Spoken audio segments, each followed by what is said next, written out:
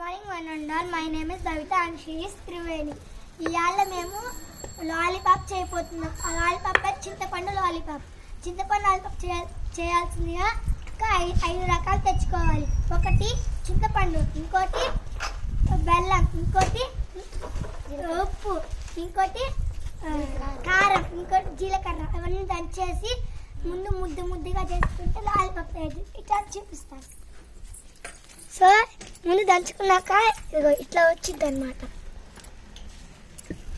ఇదిగో చూడండి. తర్వాత ఇట్లా ముద్దగా చేసుకొని చిన్న చిన్న లాలీపాపలు చేసుకొని పుల్ల పెట్టి చూపించవచ్చు.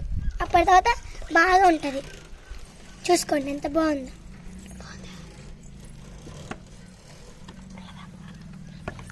మీకు నచ్చినట్టయితే లైక్ చేయండి, షేర్ చేయండి, సబ్స్క్రైబ్ చేసుకోండి ఫ్రెండ్స్. ఇప్పుడు దీన్ని పుల్ల గుచ్చేస్తున్నాం.